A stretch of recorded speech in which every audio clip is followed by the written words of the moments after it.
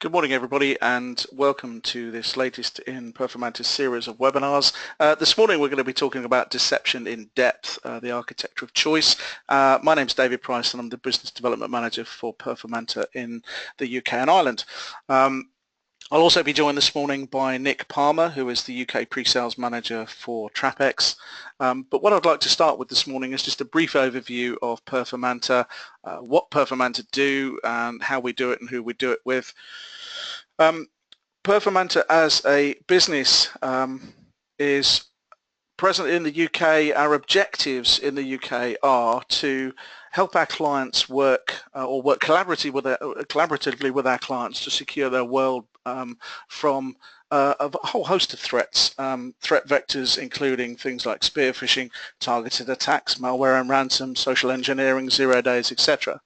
We explore and measure all aspects of business security, people, processes and technologies. Lots of people focus on the people element or the process element or the technology element.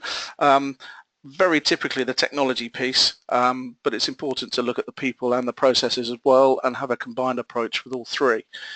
We focus on security projects in line with business risk and the priorities of those risks, particularly looking at areas that people don't necessarily focus on, like accidental risks and environmental risks, as well as, of course, the adversarial risks that people are more familiar with.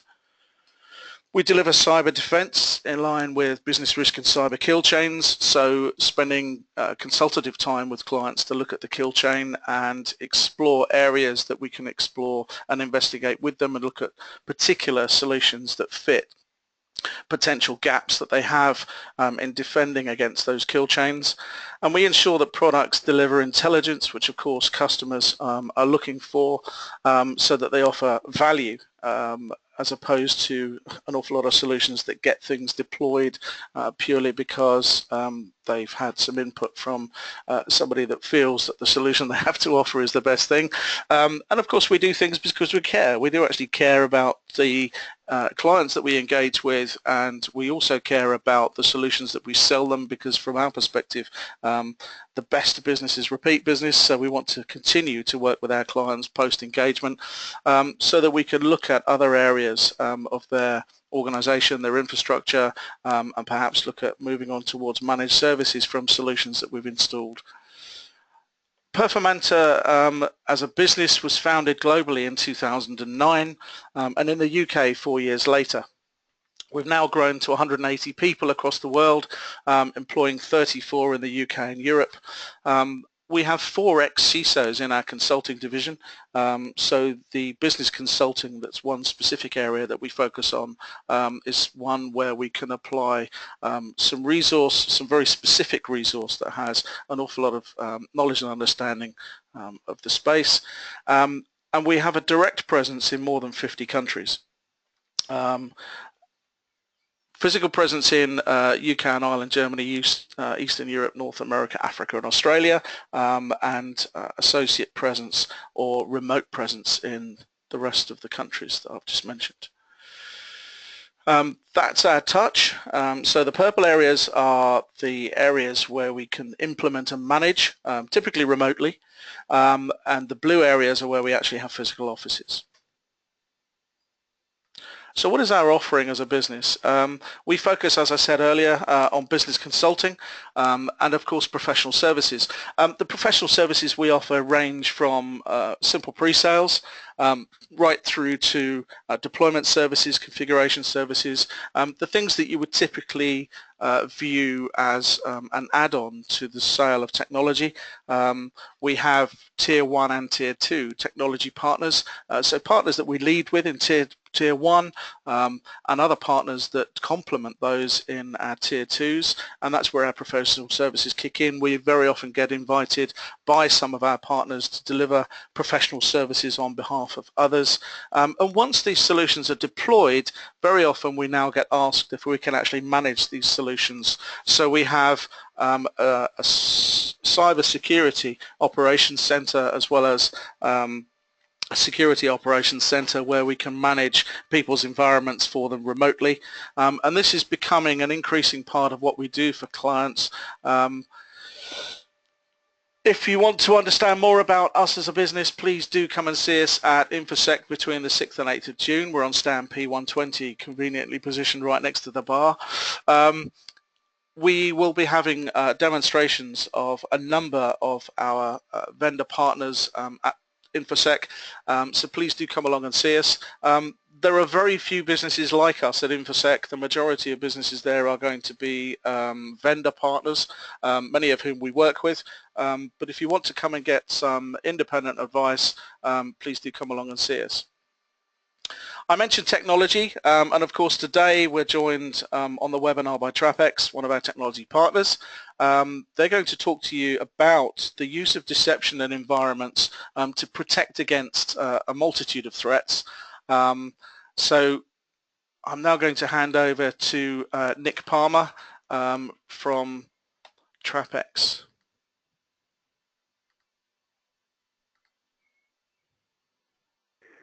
Thanks very much indeed, David. So, good morning, everybody. Nick Palmer from the business consulting function here at TrapX in EMEA. Just to start, a couple of words about the solution, if I may, and about the company. TrapX began life in 2011 out of the Israeli Defense Force with a couple of the ethical pen testers there, realizing that deception was very much an underrepresented part of a cybersecurity strategy. And whereas historically, you may be aware of things like honeypots as presenting a means of deceiving attackers and the environment. Historically, those things have never really graduated past the status of science projects. And so effectively what these guys were able to do was to operationalize a deception platform and then take it to market. In the first instance, largely self-funded, and then the company went out for VC funding. And 6 years later, we're now the leader in the deception market space. So to set a little bit of context, what I'd like to do is just to run through a couple of quotes from Gartner in the first instance, because I think everybody on the call, particularly those with the security background, will acknowledge that the historical leaning has been towards prevention of attackers getting into the environment, with a relatively small percentage of the overall security spend being on detecting them when they're there. And this fellow, Peter Sondergaard, who is a key speaker for Gartner and who has been one of the champions of deception-based cybersecurity as a market segment, believes that there should be a change in that split, effectively moving from 90-10 to more like 60-40, with the supplementary comment that acknowledging that you are likely to get breached is not necessarily an admission of defeat, and it augurs in a new service level for security practitioners. That time to awareness is very much the next service level for cybersecurity professionals. So, without wishing to be too hackneyed from the perspective of a cybersecurity presentation, Sun Tzu does have some words of wisdom here. But I rather like the inflatable tank used in Normandy during the landings to confuse and to confound the enemy and route them to areas where they believed that there weren't these sorts of fortifications, so that they could more effectively be handled by the troops that were there. So this idea with deception is that we put down a mesh, a framework of highly convincing but highly fake IT assets that form a dense mesh of items that attackers will run into in the environment, and as soon as they touch them, they betray their position. We say with a TrapX implementation, during peacetime, it's a small data rather than a big data solution. In other words, our management consoles are quiet during times when no attacks are present, such that this is a framework of highly convincing fake IT assets that no legitimate system or user should ever interact with. And when they do, we raise high fidelity alerts into the SIM solutions and into other existing security workflows to ensure that remediation and appropriate action can be taken quickly. So moving forward, we like to say at TrapX that regardless of the stage of the kill chain that is being undertaken from an attacker perspective, that we have a solution that will ultimately involve us deceiving the attacker into betraying their position. So if we take the very, very early stages, the early phases of a network breach, for example, either an attacker establishing a point of presence on an endpoint or launching a 0-day against one of the vulnerable devices in the DMZ. The initial point of compromise is likely to be a point of stealth reconnaissance for the attacker while they seek to identify targets to move laterally to. So within this, we have the notion of deception tokens. Deception tokens are trails of breadcrumbs or lures that we use to entice an attacker into the deception grid. So these can be fake PuTTY sessions, fake network shares, fake credentials, cached information, and effectively when the attacker performs reconnaissance on the local machine, he can then be enticed into interacting with our traps, which cover lateral movement. So in other words, an attacker can then be encouraged to interact with highly interactive deception assets that represent traps on the network and that raise alerts at the slightest touch. Finally, from a data exfiltration perspective, because ultimately all attackers will be looking to monetize their campaigns and take valuable data, be it PII or intellectual property or cardholder information, we supply spin data. Spin data is fake data that we populate the deception grid with to allow an attacker to believe that his campaign is progressing and that he is able to monetize the campaign accordingly by exfiltrating data. So effectively, across the kill chain here, we have the ability to bait, trap, and engage the attacker with tokens, traps, and fake data. And what this means really is that TrapX is a solution appropriate for all organizations, regardless of their security posture. For example, with a deception maturity view of the world, we have this notion that the initial and basic levels of maturity from a deception point of view equip organizations very strongly to be able to detect, respond, and analyze threats on the network that they previously wouldn't have any visibility of. As we move up the maturation scale, we get into integrating into SIMs, for example, to provide a single pane of glass for incoming alerts. But then moving into intermediate and advanced levels of maturity, we're in a position where we can, for example, supply misinformation, this fake data, to attackers so that they think that they're gathering information that they can sell on. And then finally, through the use of misdirection, we can route attackers who have shown signs of suspicious behavior into a part of the network where they're interacting only with decoys. And from that perspective, mitigate the risk associated with an attacker live on the network, but derive considerable extra telemetry about what the attacker is seeking to do and if the effective tools and techniques that they're using on the environment.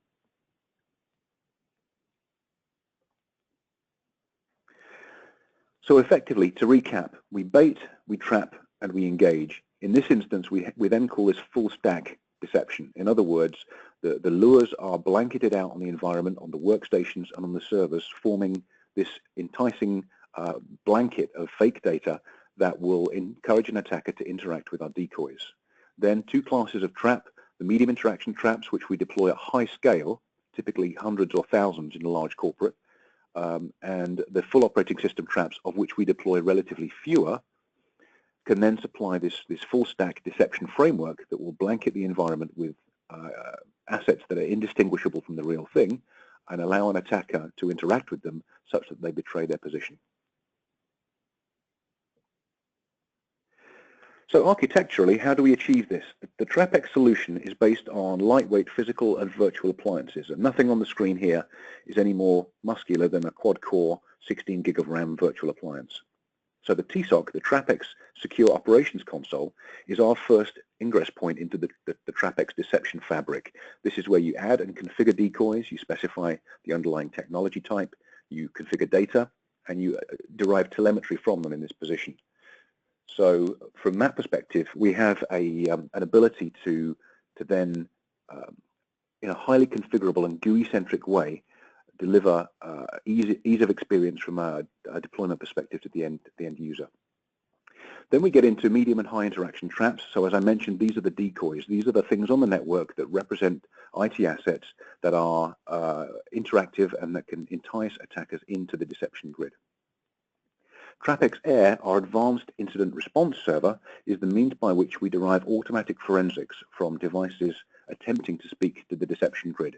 So if, for example, we have a workstation that has an attacker on it that's performing reconnaissance and touching our traps, we can agentlessly connect to that workstation and pull back a complete list of indicators of compromise from the machine to identify how the attack happened and to provide information about where else to look in the environment for other indicators of compromise like that, to reveal other backdoors and other points of compromise that may exist in the environment. Then finally, the sandbox. The sandbox is where we put executable content that ends up on our decoys. So in this particular instance, any COM, BAT, or EXE content that an attacker might deploy to further his campaign can be siphoned off into our sandbox, either cloud or on-premise, and then used to provide additional information, telemetry, and IOCs about the additional stages of the attack. So from a perspective of two sliding scales of information, the TrapX solution is broken largely into tokens, emulations, and full operating systems decoys. So what we do with this from a deployment perspective is we deploy most tokens. In other words, the tokens themselves are blanketing the environment and forming this interactive mesh that an attacker can then interact with and lead them into the emulations. But from the perspective of emulations themselves, we deploy relatively fewer of those. Still dozens, hundreds, or thousands in a large environment, but we deploy relatively fewer of them. And we deploy fewest of the full operating system decoys. And in that way, we can derive most telemetry detail from the full operating system decoys and the emulations, such that once you have a complete deployment in the environment, there's kind of an inflection point where the emulations actually supply maximum coverage and highest telemetry detail with really, really deep granular information about the attacker being provided by the full operating system traps.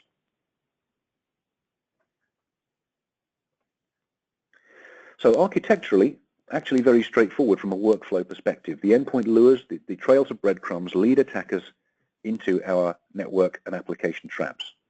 The network traps can also proxy seamlessly an attacker into a high interaction trap, giving additional telemetry on the attack and how it's occurring in real time. The TSOC receives telemetry from these sources and can then provide that information in an easy to consume GUI, a web browser based GUI. At the same time, TrapX Air provides information about machines that are talking to the deception grid. And we complement that with detailed information about outbound internet traffic, HTTP and HTTPS traffic that gives clues about any botnets, Tor node access, malware domain access that may be associated with malware or human attackers on the network. And then from an ecosystem integration perspective, we integrate with things like network access control solutions, like Counteract from Forescout, like Cisco ICE, so that we can route compromised machines to parts of the network where they're interacting only with traps. We can also integrate with SIM solutions, so the logarithms, the QRadars, the ARC sites, to provide additional workflows into the pre-existing SOC single panes of glass. And we provide detailed cross-referencing with open source and commercial intelligence sources about indicators of compromise that we see on the environment. So let me give you a sample workflow here associated with TrapX. So once we have a deployment on the network, we have a management VLAN comprising TrapX Air, TrapX's TSOC, the sandbox, and connections out to open source threat intelligence feeds. And we have an appliance which is connected typically into a trunk port on a switch, which gives us visibility of the VLANs where we want to put our decoys. So in this particular instance, in order to detect the lateral movement, we deploy these decoys. They can be Windows XP, 7, 8, and 10. They can be Windows servers, 2003 to 2012. They could be Linux devices, industrial control systems, SCADA devices, IoT devices, cache machines, Swift nodes. There's a huge array of supported emulations. And effectively, these sit on the network and provide this interactive surface for an attacker to explore. And in order for an attacker to interact with them, we deploy these tokens. The tokens sit on the workstations and the servers, and they can be the fake SMB file shares that point straight into an SMB decoy. They can be fake cached web credentials that point to a fake web server. There's an array of different ways that we can encourage attackers from a point of silence on a compromised machine to interact with the deception grid. So in order to demonstrate how this workflow works, let's say we take a precision-crafted incoming spearfish, one that's leveraged all of the worst aspects of social media, Facebook, LinkedIn, and Instagram, and has personalized the content to devastating effect such that the end user has clicked on the link and run the macros. The attacker now has a point of presence on the network. Now, instead of what might have happened historically, doing network scans and risking alerting IDS and IPS systems, the attacker will sit quietly, maybe listen to some network traffic, gain a view of IP address conventions, naming conventions, and look internally to the machine for points to move laterally to. If they hit deception tokens and then interact with our traps, we have them. We have an alert generated straight away, and if then executable content, further payload, is downloaded and put onto our decoys, it's then taken into the sandbox for several levels of analysis. At the same time, TrapX Air is instructed to perform a remote capture from that machine to identify how it was compromised and to provide detailed forensic information to the investigators and the incident responders. At the same time, we connect TrapX to an outgoing port span copying egress HTTP and HTTPS traffic, and in that way we can monitor for signs of botnets, command and control activity, and malware and Tor node access. So in that instance, that can be correlated with information about malware and human attackers on the network, and TrapX Air can also perform a capture from the compromised machine to identify the process that's causing the outbound communications. So that's, if you like, kind of the core TrapX solution. We also have a solution called CryptoTrap, which addresses this notion of cryptographic ransomware. Obviously, with recent events, including the Eternal Blue WannaCry exploits, a subject very, very high on people's lists of things to discuss, and a threat that is unlikely to go away anytime soon, given that ransomware represented $1 billion business last year for the criminals. So in this particular instance, what we do, let's say that we have a compromised machine that is on the network that has visited either a website that's succumbed to a drive-by, or has, again, a precision-crafted spearfish that's launched a cryptographic process on the compromised workstation. The machine is likely, these days, to initially look and enumerate the contents of the drives on the compromised machine, but also then start looking out to the file servers also attached to the network, or use vulnerabilities like the Eternal Blue exploit to propagate that way, and then start encrypting. So in this instance, a single compromised machine is largely an inconvenience to reimage unless it's a very senior person. But losing a file server or losing an entire fleet of workstations through the advanced propagation methods that this ransomware is now using is far more problematic. So with TrapX, what we do is we create a CryptoTrap file server.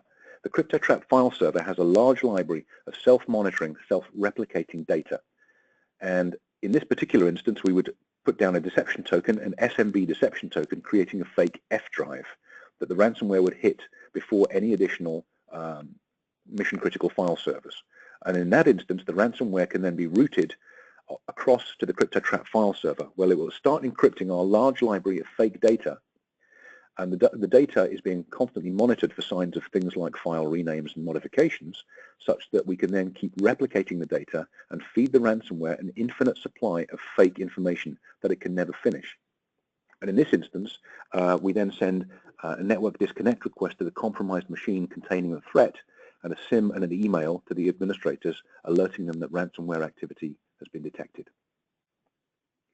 So by way of a quick overview, that's the solution. Now what I'd like to do with everyone's agreement is to go into a quick demonstration that shows TrapX's capabilities in a real attack situation.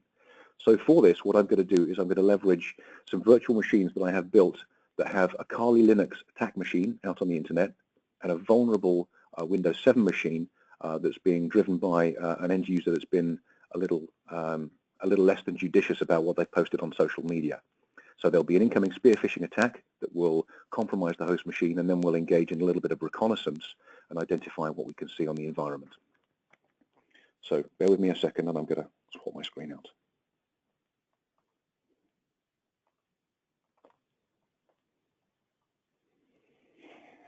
So this is my attacker machine, and I'm running a hacking toolkit called Kali Linux with Metasploit engaged, and I've got a listener engaged here to listen for incoming connections from malware that I've put out onto the wider internet. Now, in order to deploy that malware, I'm going to send a crafty phishing email to a guy that I've researched on LinkedIn and on Facebook, and I know his email address. And based on the very, very noisy and open conversations he has with his partner on Facebook, I know that her name is Jen, and her email address is outlook.com.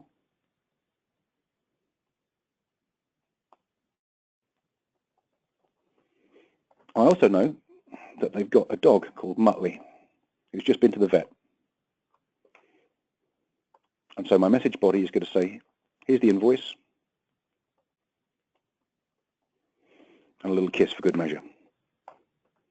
So I've sent my spear phishing email to the user. You heard that presumably arrive. And so in that particular instance, there's the incoming email. Now it's come from a trusted sender, and so acting as Steve, I'm going to take a look at the invoice because it is something I'm expecting. And if I open it, save the content out, I get a prompt. If this file was placed by a trusted person or program, you can click Open to view the file. Well, I know Jen, obviously, so I'm going to click OK to open. Nothing seems to have happened, so I'm going to come back later and I'll ask her about that when I've finished my day job. However, back in Linux land, I now have a session onto Steve's machine where I can get UID and I can get information about who he is. But what I might also want to do is do a little bit of reconnaissance and show if he's connected to anything on the network. So if I do a show mount here, that will show me that Steve has got a network share associated on his machine. Now maybe as an attacker, I want to explore that network share. So I'm going to move to the share and I'll see what's on there. There's nothing on there at the moment, but I can certainly fix that by uploading some malware of my own called boom.exe. I'm going to put that on the T drive. Now from that perspective, as an attacker, I've created some self-extracting malware on that machine, and I'm going to go away and do a little bit more reconnaissance, in this particular instance, on this machine here. See if I can expose the underlying operating system and any other vulnerabilities that may be associated with that machine. So in that particular instance, if I background this session and run an nmap to enumerate the operating system and the open ports on that particular IP address, then it will very, very quickly and very accurately give me a prompt that that's a Windows Server 2008, and it's running several open ports, one of which I'm potentially very, very interested in, 3389, an RDP session. So potentially, if I can steal some credentials, maybe I can get onto that machine and start having a poke around on that server. So in that instance, I'm going to use a hacking exploit called Windows Local MS13081, which exploits a .sys vulnerability in this particular compromised machine and should give me an elevated session with administrative privileges. So I'm going to set my session to 1. I'm going to set my local host as the IP address of the local machine. And I'm going to set my payload, in other words, what I launch as a Windows interpreter reverse TCP shell. In other words, this will launch a reverse shell on the compromised machine. And if I run that exploit, then it's going to launch some staging over there, send the stage across, and give me admin privileges on that particular machine. Very interesting. So in that particular instance, now as administrator on this machine, I can now start doing things like loading the Mimikatz password utility, and I can take a look at the Kerberos credentials on this particular machine, and there is Steve's password in plain text. So as an attacker, I'm doing very, very well. I've compromised some credentials, and now what I'm going to do is I'm going to background this session again, and I'm going to run a thing called X-free RDP. We know that the server was listening on 3389. It's expecting an RDP connection coming in, and I'm going to do it against user Steve, against the domain of Acme, with a password of password!1, against a victim 192.168.100.129. I'm going to prompt to ignore any certificate errors. So in this particular instance, it's going to connect out to that machine and give me an RDP session into that particular server. There's one I created earlier, which I'm going to delete, but I'm showing you I'm deleting that for a very good reason. Now, let's say, for example, as an attacker, I do want to start then manipulating the file system on this, maybe creating a folder called hack, and within hack, creating something like a rich text document or a text file. And I'm a traditionalist, so let's call it Hello World. So again, as an attacker, I'm having a very good day. I've compromised a client machine. I've enumerated a Windows server on the network, and I've uploaded some self-extracting malware to it. I've then stolen some credentials, and I found my way onto an RDP session onto a server. The problem is that everything that you've seen has been completely fake. The attacker has been interacting just with deception grid infrastructure and has compromised nothing of any real value at this stage. So what I'd like to do is take you into the TSOC and then start showing a little bit of the telemetry that we've been able to derive from these conversations.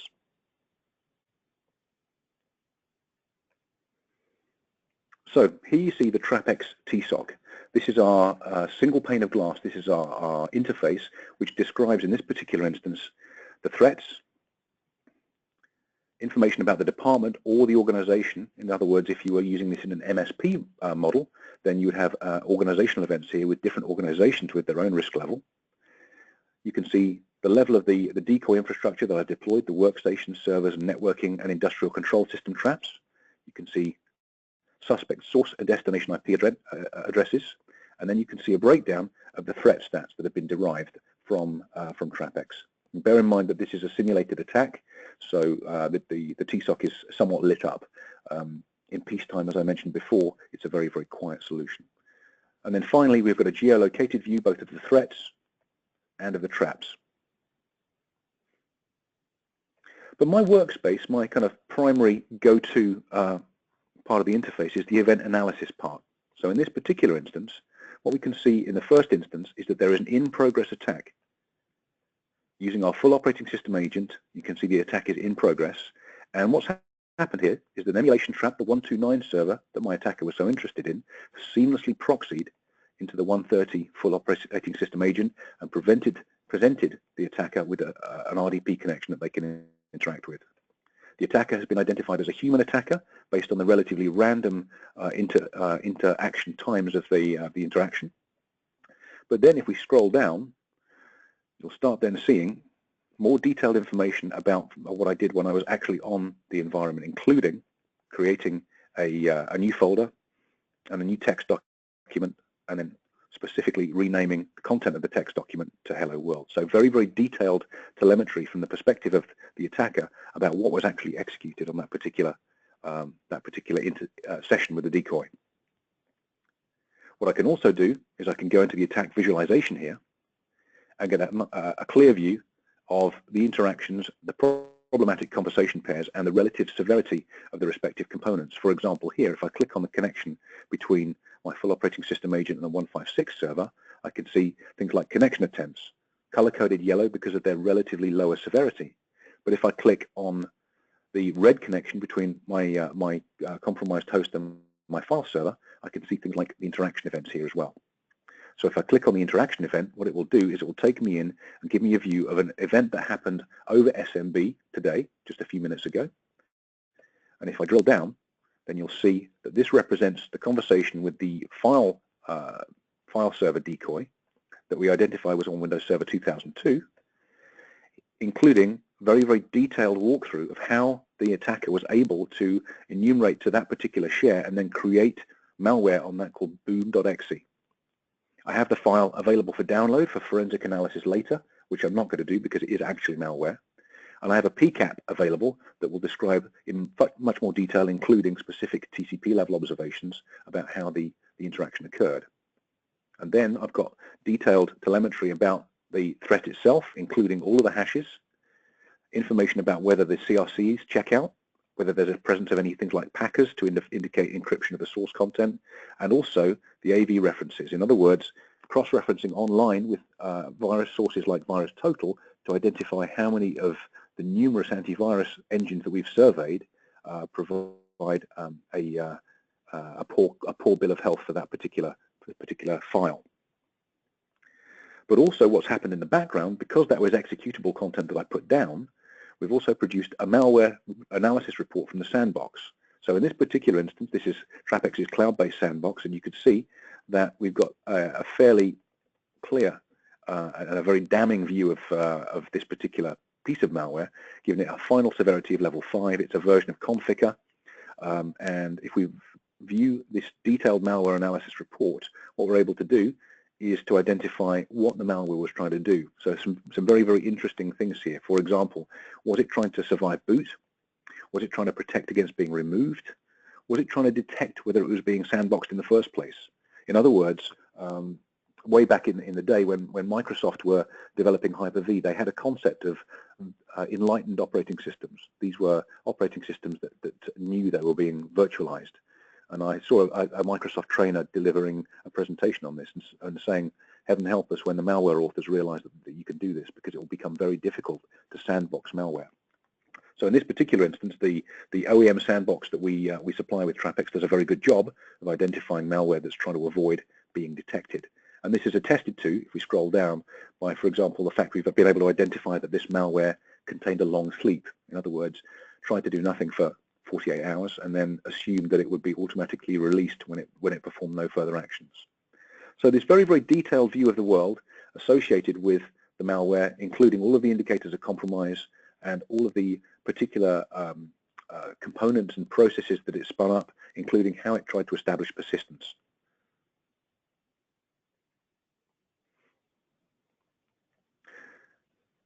So from that perspective, what we have here is a dashboard-based view that shows a very, very clear, clean representation of how malware events are happening on the infrastructure, including very, very easy to interpret, very easy to analyze telemetry about the source of the attack itself, and describing in detail the walkthroughs and the actions activated and taken by the attacker on the environment. The visualization allows us to clearly identify and drill through with the associated conversation pairs to identify trouble spots and identify where the interactions are potentially of interest. So in this particular interaction, I have a connection into a Swift infrastructure. And what you can see, for example, is that I was able to compromise a Cisco device associated with the switch infrastructure. So in this particular instance, this is a network switch. You can see the credentials that I attempted to log in with, admin and password. And additionally, you can also then identify what I actually did when I got onto the switch itself. Now, this is important for a number of different reasons, primarily because identifying credentials that an attacker is using is of critical importance in identifying whether they've achieved privilege escalation. So the Mandiant Red team tell us that they can get escalated privileges within 3 days on most networks. And if you take the average dwell time for most cyber attacks these days is still north of 180 days, then 177 days is a long time for an attacker to have admin credentials on your network. So very, very important within these sorts of emulations that we can capture the credentials used by the attacker and then use that to identify how far forward they are in the attack, and then identify an appropriate course of action, whether to eject them from the network or whether to route them to a part of the network where they're interacting only with traps.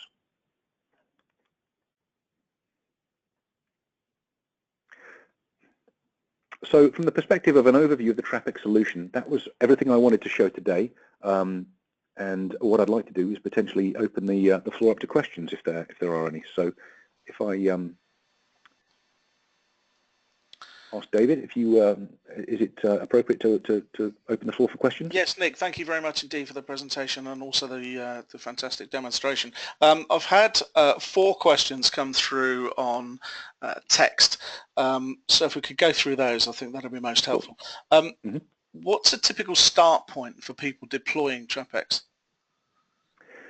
A typical start point will depend very much on the sort of things that they're seeking to protect. So, for example, if there is, particularly in the wake of GDPR, with 4% of global turnover levied as fines for organizations that lose personal data, the starting point would typically be a discovery workshop with TrapX personnel to identify critical assets, critical information, and the topology of the network, so that we could then match, like an opening phase implementation with the requirements and with the scale of the associated environment. But my kind of default position is start with what you're seeking to protect and work out. Fantastic. Next question is around typical customer. So thinking about the customers that you've got across the UK at the moment, I know that we've worked with some enterprise customers with you already, but what would you say was a typical customer in the UK at the moment? So unfortunately, there is no single typical customer. So I mean, we have small boutique finance houses. We have some of the largest manufacturing organizations in the world. We've got law firms. We've got automotive. We've got defense. So I think the one thing that typifies a TrapX customer is, as I said, as a part of the introduction, is the acknowledgement that attackers are likely to get in, and that if they do get in, you need to be aware of them quickly, and a customer that has data that they consider critical enough for it to be worth protecting. And let's face it, that's most organizations. Yes, indeed. You've kind of answered verticals, but are you seeing, for example, people in the healthcare sector, given the most recent attack, approaching you about the solution that you have? So, I mean, it's interesting that you mentioned that, because we've just recently put out a video showing how TrapX addresses WannaCry. So, if anybody is interested in that, please, maybe you could supply me with some contact details, and I can supply that video. But the short answer is particularly within healthcare, and I think most people would probably agree that maintenance of the desktop estate and keeping up to date with patches are the last things on the NHS's mind at the moment. But in the commercial sector, the commercial healthcare sector, we've put this on medical device networks to very good effect. So, for example, this is one particular use case that sends shivers down my spine. We put TrapX decoys onto a medical device network and found them very, very quickly beset with connection attempts from things called BGAs, blood gas analyzers. These are the things that anaesthetists use to identify the composition of your blood before giving you an anesthetic for your operation. And one particular model of these was cut with malware, and it was attempting to propagate off the medical device network towards the medical records, which are after all the most monetizable form of PII. Yeah. So in that particular instance, because also FDA compliance rules suggest that you can't put AV solutions onto medical devices, then medical device networks are very, very fertile ground for this kind of activity, but also this as a solution to identify it. Okay, next question. Typical time to deploy.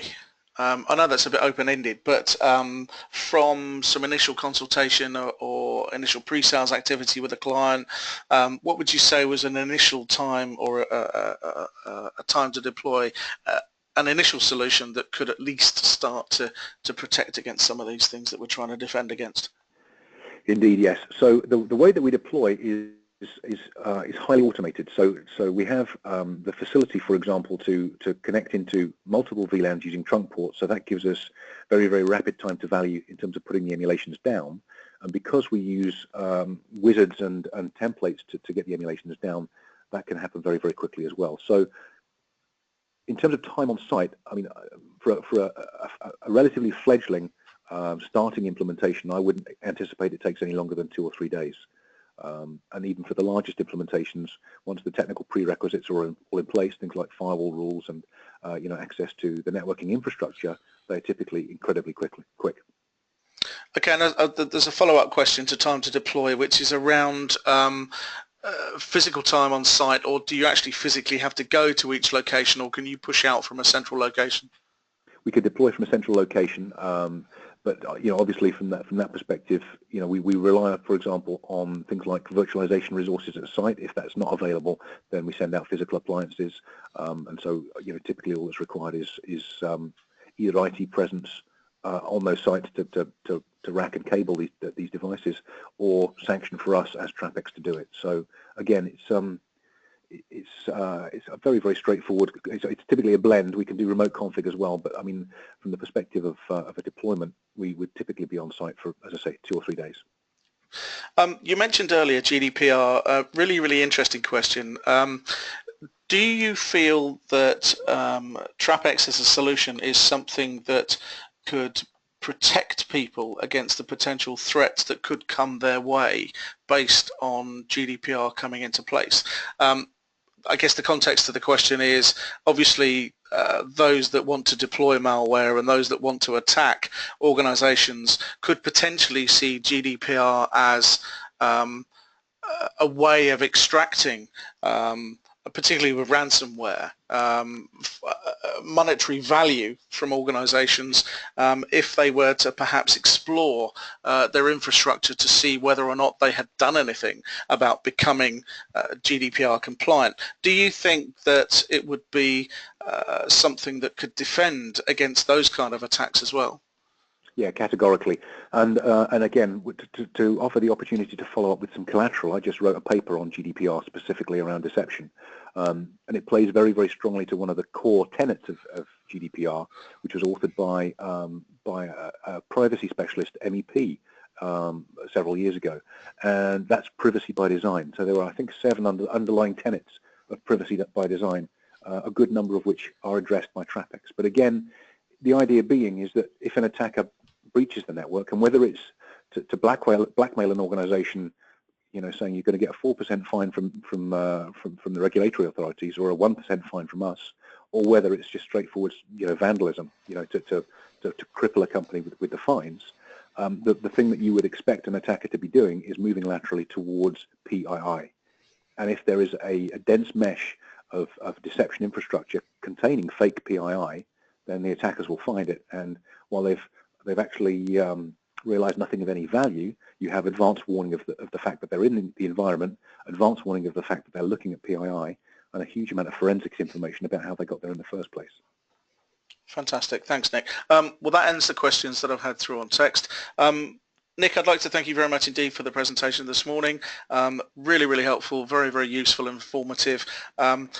One of the calls to action that I have is, obviously, if you'd like to understand more, please contact Performanta. Please come and see us, as I mentioned earlier, on stand P120 at InfoSec between the 6th and 8th of June.